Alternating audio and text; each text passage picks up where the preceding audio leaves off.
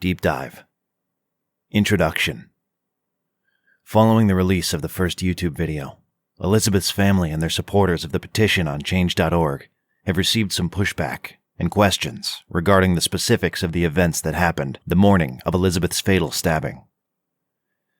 The following is a more detailed summary of the events mentioned in the previous video and why the family is so desperate for justice following the improper investigation by the Anchorage Police Department in Anchorage, Alaska, and the handling of the case. All of this information stems from documented reports. The fight. The fight between Lazette Hoglund-Hall and Elizabeth Santos began at around 6 a.m. on the morning of August 8, 2020. Lazette admits to losing the fight and falling hard on the first floor of her home as a result of the altercation. Afterward, Lazette says that she and her adult son, Desmond Marcus Hall, ran upstairs to the second level of the home to hide in a bathroom to call 911. During her interrogation, Lazette claims that Elizabeth was unharmed and uninjured prior to the arrival of the patrol officers. The arrival of the cops. According to the police report, APD patrol officers Yoon and Estrella arrived on the scene at the residence of Lazette Hoglund-Hall at approximately 6:16 a.m. Once on the scene, both patrol officers seemed confused about the circumstance as Elizabeth was incoherent, moving erratically, had occasionally slurred speech, was mumbling, was unable to stand, and was unable to tell the officers exactly about what happened to her. The officers assumed the behavior probably stemmed from something she consumed. They noted that Elizabeth was dressed only in an open robe on the staircase. The officers claimed that Elizabeth's wounds didn't seem serious, although documentation shows that the robe she was wearing was saturated in blood. Elizabeth appeared to be losing consciousness as time passed, but she was able to mumble a few words and even spell out her first name when the officers continued to ask her what happened.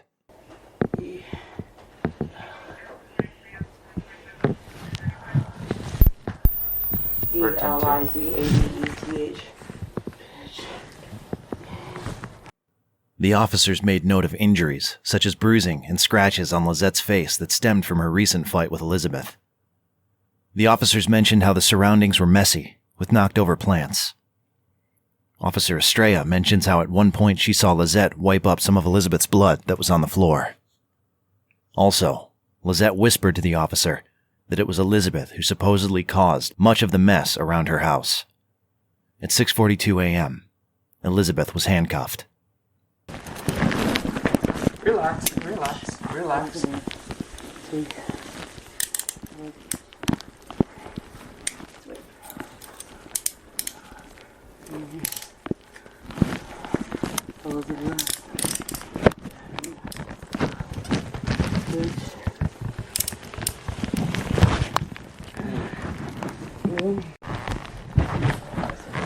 Okay, let's go. Elizabeth, get up.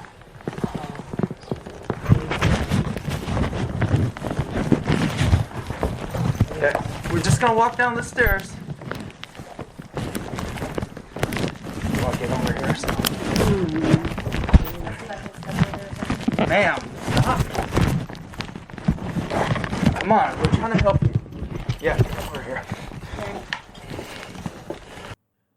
At 6:46 a.m., the paramedics arrived, and Elizabeth was taken into the ambulance. The arrival of the paramedics at this time was corroborated by a neighbor later in the day during a neighborhood canvass. The neighbor across the street woke up and saw the ambulance outside of her window. Another neighbor mentioned seeing Elizabeth being wheeled out and placed into the ambulance a few moments later. Somebody's dead. We're not sure what the circumstances are. We're investigating that. Well, my phone rang ungodly hour at 6:30. That time things were going on. And I always look out when I get up and saw the two police cars out here, nobody in them. And about that time the ambulance came around the corner and I went to my other bedroom to see how far it went, and it stopped by their house, obviously. And I just stood there and watched to see what was going on and saw them bring somebody out on the gurney, and the cops came back. The ambulance report mentions Elizabeth's last words were the name of the hospital she wanted to go to before permanently losing consciousness. At 7:20 a.m., Elizabeth went into cardiac arrest. The paramedics began transport to the hospital at 7:23 a.m. The cops left the scene without taking Lazette Hoglund-Hall and her son, Desmond Hall, into police custody. So the only two suspects were left alone and unsupervised at an active crime scene, and with Elizabeth's iPhone that Lazette somehow was able to unlock. The ambulance made it to the hospital by 7:36 a.m., where Elizabeth was rushed into emergency surgery. Reports mention that the surgeons were very perplexed about the situation and the extent of the injuries, especially when it came to how Elizabeth could have lost so much blood. Originally, the hospital was going on the narrative provided by Lazette, but the doctors could tell that the story wasn't adding up. The APD was called by the hospital at 7:50 a.m. and informed them that Elizabeth had multiple stab wounds to her legs and abdomen and was in critical condition. At 7:56 a.m., the same two patrol officers, Yoon and Estrella, were dispatched and told to return back to the scene in order to take Lazette and Desmond into custody. There was no body cam footage, so not even the interrogating officer was able to determine whether or not Lazette and Desmond changed their clothing before the patrol officers returned to the scene. The cops return. Between the departure of the two patrol officers and the time of their eventual return, at approximately 8:20 a.m., almost 1 hour had passed. Lazette later admitted to making multiple phone calls during this period, the last of which was to Elizabeth's sister, Nikki, down in Miami, from Elizabeth's iPhone. When answering the phone, Nikki thought it was Elizabeth calling, so was quite surprised to hear a belligerent woman yelling, "Your sister Elizabeth owes me money. She has some holes in her. Your sister owes me money. The paramedics left with her a while ago. She has holes in her. Elizabeth owes me some money." Wait, now the cops are back. This was how the family first found out about the overall situation. With Nikki still on the phone, the patrol officers returned to Lizette's home. They knocked on the door and explained to Lazette that Elizabeth was in emergency surgery and was not doing well. The officers informed Lazette that both she and her son Desmond would have to be taken down to the APD police station to give statements about what really happened. The report mentions that both Lazette and her son Desmond were handcuffed, but video and audio evidence shows otherwise.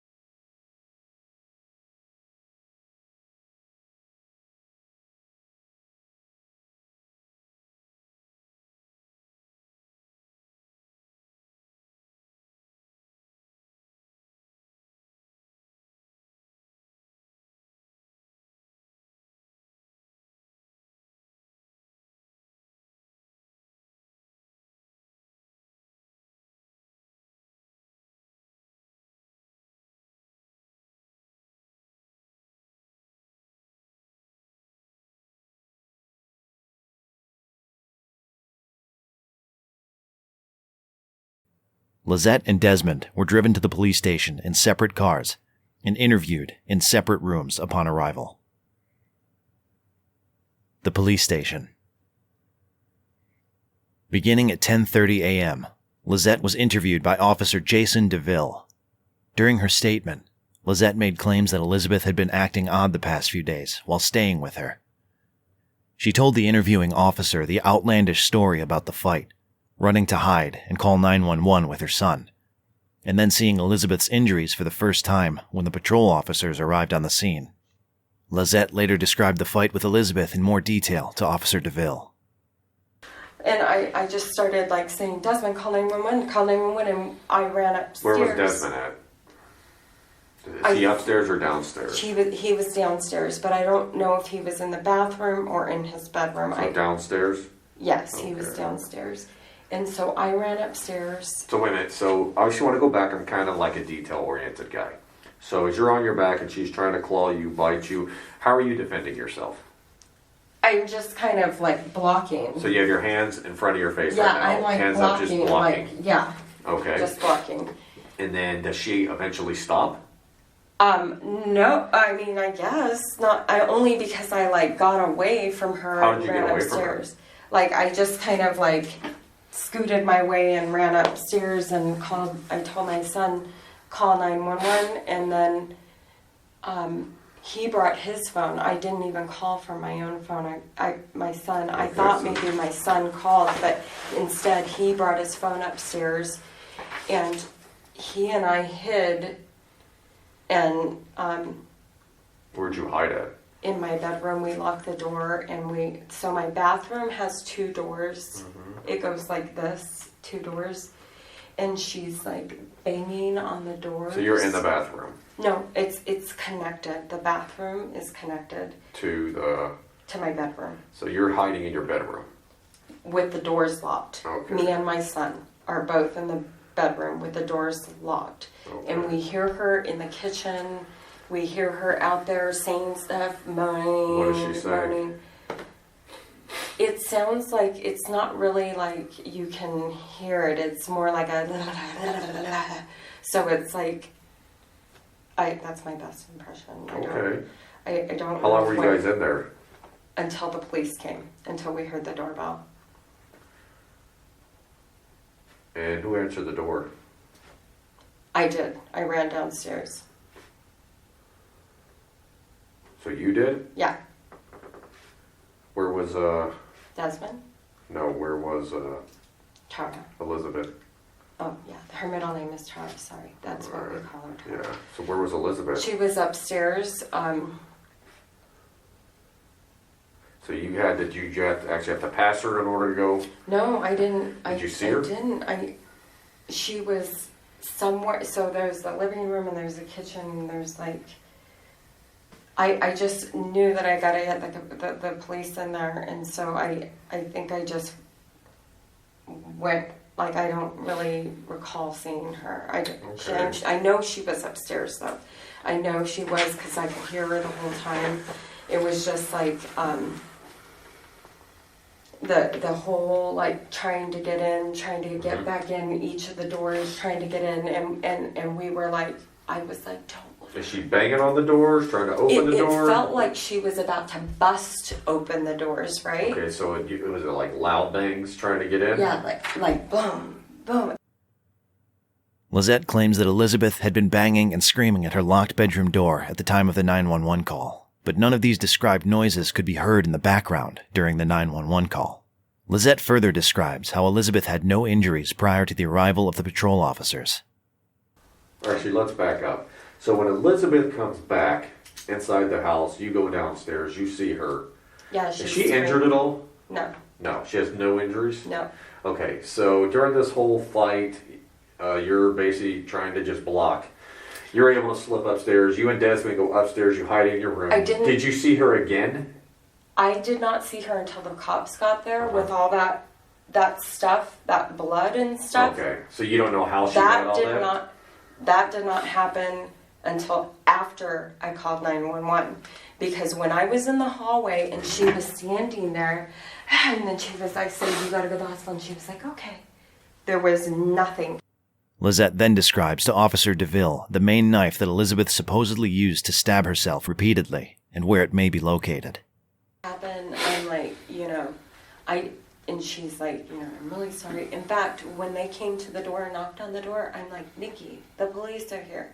And then she's like, then that starts to freak her out. So She's wait. like, So was this the first time you called? So when you called the police the first time, whose phone were you on? Desmond's. I only called the police one time. Oh, okay. But when No. you're calling Nikki, then you said the police are at my door again? Yeah, they came back. Oh, okay, so they came So back. they came back, and so I'm like, the police are back here again. And so she's like, well, it freaks her out. She's like, wait a minute, what is she okay? Is she okay? I'm like, I don't know. Yeah. She just got taken to the hospital. Just, I'm Okay. I don't even know So what were you able to clean up your house at all? no. No. Did you?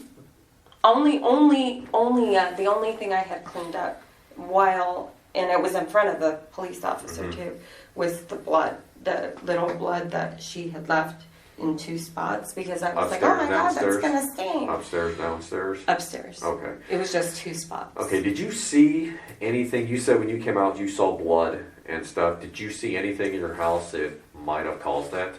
Any type of object? I saw a knife. Okay, so you did see a knife? But I didn't do anything because I was too busy on the phone. Okay, where was the knife? Upstairs in the living room. Where at? Next to the couch. I want to say that the long one, not the love seat. Next to the long couch on the floor? Or on it. I somewhere around there. I don't. I know I saw a knife and I was like, that must have been what she was doing. Did you, when you looked at the knife, did you see any blood or anything on it? No, I didn't really look at it that closely. I was too busy, like, telling her boyfriend, like, what am I supposed to do with this dog? I didn't sign up for, What type of knife is this? It's just like it's either a steak knife or it was like the next size up. Like, like it's one or the other. Like, so you're saying a steak, when you saw the knife, is it your knife? It is my knife, but like there's a steak knife or there's one that's like a little bit larger? Larger. Or it's one of the two. I don't know which one it was. I honestly didn't, I saw it and I knew that that was what she was probably using, but I didn't think it was. What color is the handle? It's gray and black. So gray and black handle? Yes. Okay. And a silver blade? Yes. Okay.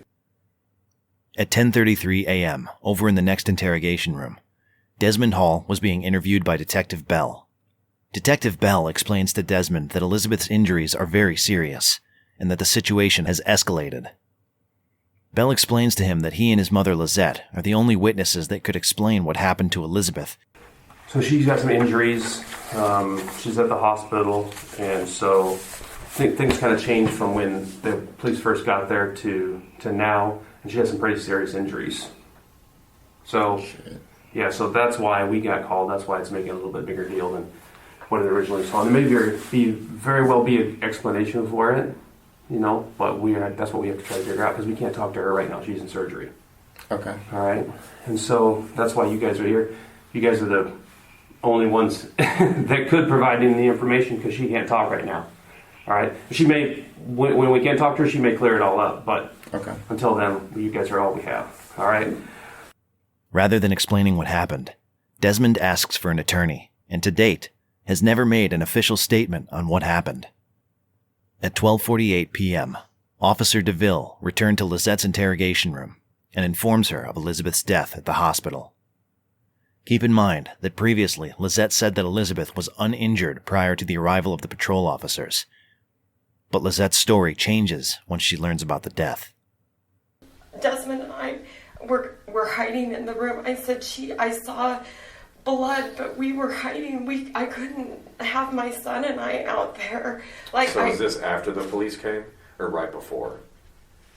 I called you guys after this happened. And then I heard her in the kitchen. And then I heard moaning and I heard the talking and stuff, but I was like, baby, we're staying in here till the cops come. I heard her banging, like I told you, it was like, she was like, on my drawers, but I was like, no, like, I was like, even like, up until they rang the door, I was like,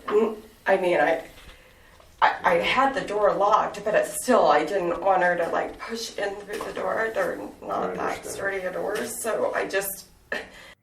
At 2:17 p.m., when a search warrant had been issued and fingerprints, clothing, photos, and DNA swabs were being taken from Desmond and Lazette, Officer DeVille receives a call from crime scene investigators at Lizette's residence. Officer DeVille informs them of the knife that Lazette described and where it may be according to her story. Hey, it's DeVille. What's up? No. No, they do not. The knife involved is most likely it's inside, we think it's inside the residence, upstairs, by either on the long couch. It's like a large, there's like a steak knife or a little bit larger with like maybe a gray and black handle or something. It should be the same knives that are in the kitchen. It's the same, yeah, where are you guys at right now? Oh, okay. Yeah, so that is where the knife should be. Because that's the only knife that, as far as the, our complainant / suspect, she walked out when everyone was gone. She actually saw a knife by the long couch and went upstairs. It's like a steak knife, maybe. All right, anything else? All right.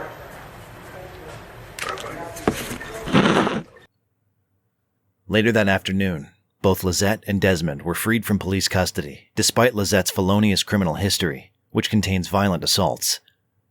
Neither Lazette Hoglund-Hall nor her son Desmond Hall were ever charged. Inconsistent stories and versions of the events. Following the day of Elizabeth's death, strange stories began to arise that were previously never heard before, including a story from her ex-boyfriend in which she had supposedly handled a knife while having an altercation with him. However, her ex-boyfriend's own sister commented that his memory can't necessarily be trusted since he is very forgetful as a result of his epilepsy and occasional seizures. Lazette claims that Elizabeth had been acting erratic in the days leading up to her death, but various friends of Elizabeth, including the ones mentioned in the police reports, dispute this. They all describe her as nonviolent and a non-drug user. They all said that Elizabeth was in a good mood and behaving normally. They all described Lizette's description of Elizabeth as completely out of character.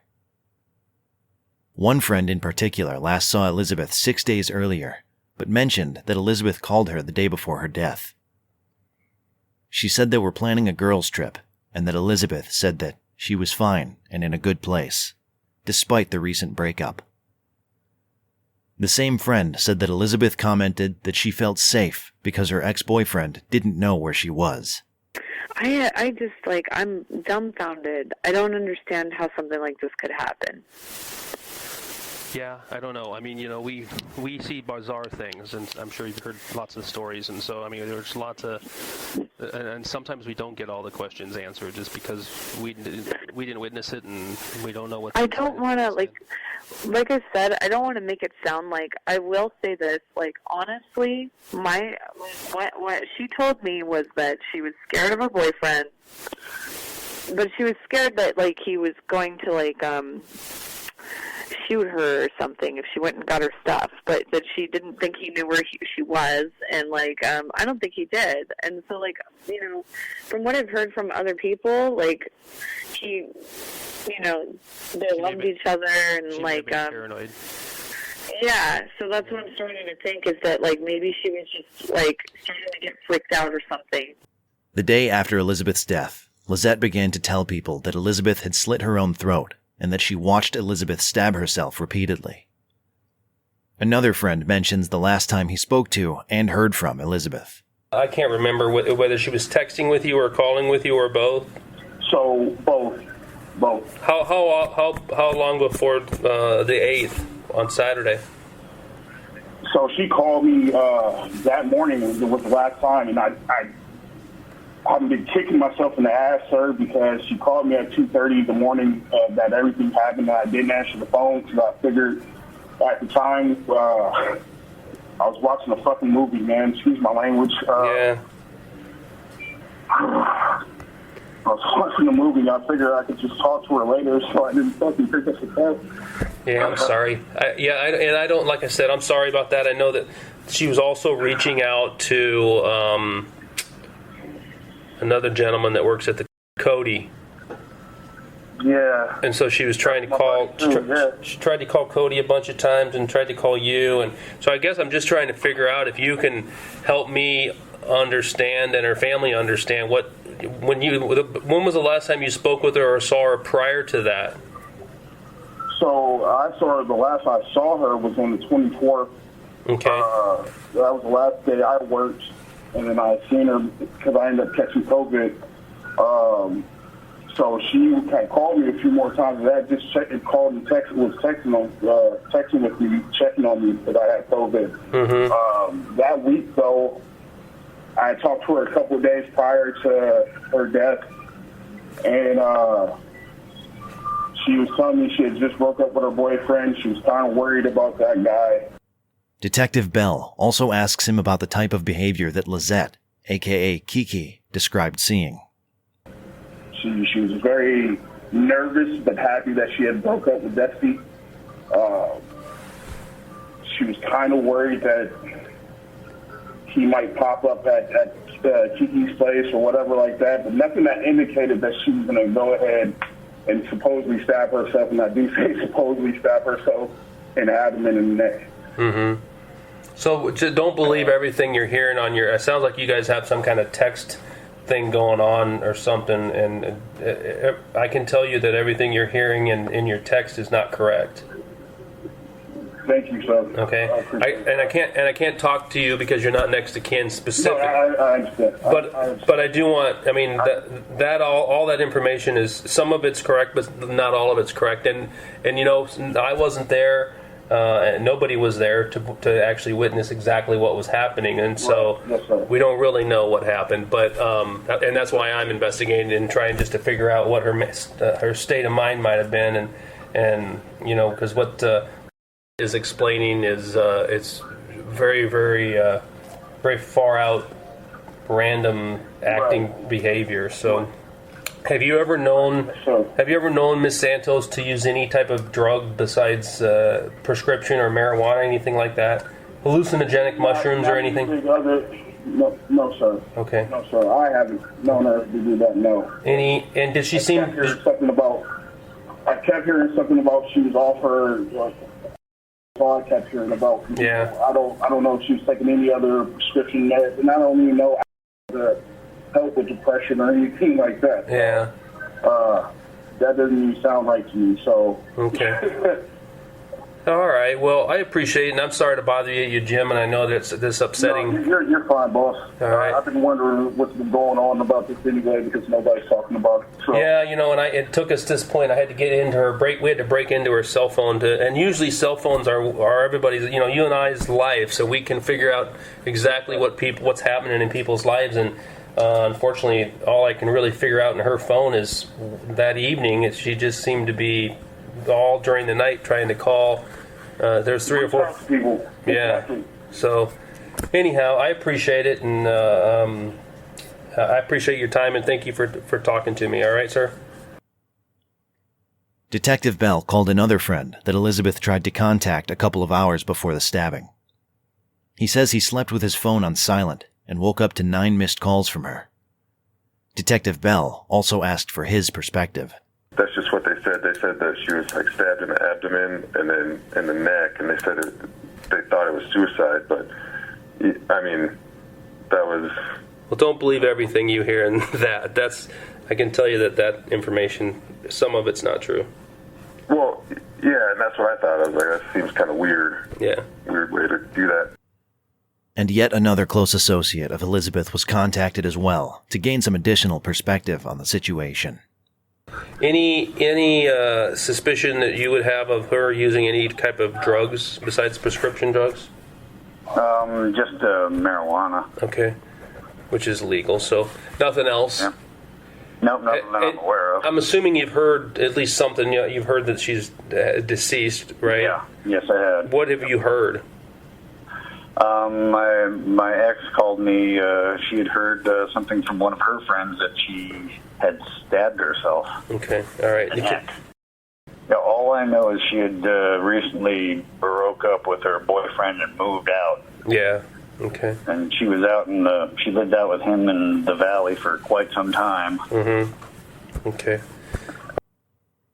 Since the release of the previous video and petition, more people have contacted the family to inform them of additional versions of events they had heard from Lazette, including one where the fight supposedly began outside in a truck, and another in which the police arrived on the scene, seeing Elizabeth holding a bloody knife while it was still inside her abdominal region. In one version of Lizette's account of events, she told people that it was an adolescent child who was home with her during the fight when she ran to hide in the bathroom to call 911, not an adult son. In another version, Lazette said that Elizabeth was taken out of her home and placed in a squad car, not in an ambulance. Interestingly, during the police canvass, a neighbor mentioned witnessing a disturbance at Lizette's house 2 nights earlier in which a woman matching Lizette's description chased out a man with a truck from the residence. After much delay, Elizabeth's iPhone was eventually released to the family by the Anchorage Police Department in January of 2021. Since the creation of the online petition, additional pushback has come from another so-called friend of Elizabeth that strongly supports the suicide narrative on social media. This same friend told the family in the days following Elizabeth's death that she was on the phone with Lazette during the incident and that Elizabeth did not do this to herself. This same so-called friend had also recently claimed that she was speaking to Elizabeth at 3 a.m. on the day of the incident. After reviewing call logs, we see that that same so-called friend never spoke to Elizabeth that day. All texts sent by Elizabeth that day appeared to be normal, including a text sent around 2 a.m. that night to a friend telling him that she was outside walking her dog. Elizabeth was listening to music and ordering items off of Amazon in the hours before her stabbing. Also within her iPhone is a picture text message conversation with another friend, with Elizabeth mentioning that she was moving a lot of clothing around in Lizette's home because she was helping Lazette clean up her untidy home. Oddly, around 3 a.m., Elizabeth also called and repeatedly texted her ex-boyfriend, begging him to answer the phone. Much resistance has come from the head of the APD's Homicide Division and her superior officers who insist that the blood-soaked robe that Elizabeth was wearing was actually sweat, despite reports mentioning that it was heavily saturated in blood. More questions than answers. This case was suspended and closed in October of 2020. The head of the Homicide Division, Bianca Cross, stated that there were no signs of a struggle and that they have no suspects. No bloody knife was ever recovered from the scene. At one point in the report, it's mentioned that Elizabeth was outside screaming something about murder. The case was never ruled a homicide, and contrary to popular belief, it was never ruled a suicide either. The clothing, DNA, and fingerprint evidence that was collected by the APD from the suspects on the day of the assault was never analyzed. To date, the APD refuses to do so. In no way is this a desperate attempt by the family to save face in the name of Elizabeth's reputation. They are just left with more questions than answers. Like, who was the man seen leaving Lizette's residence 2 nights earlier in a truck? Why do local journalists in Alaska refuse to write or report this story, despite being contacted and informed about it time and time again? Why not process the DNA evidence? Why not classify it as a suicide? Why has Lizette's story changed around so much? If she has been so inconsistent and dishonest about all of this, how can we trust her account of events that took place before the stabbing and arrival of the patrol officers? What was Elizabeth given? What did Desmond witness or do before the arrival of the patrol officers? And finally, it's evident that there was a fight between Lazette and Elizabeth in which Elizabeth was winning.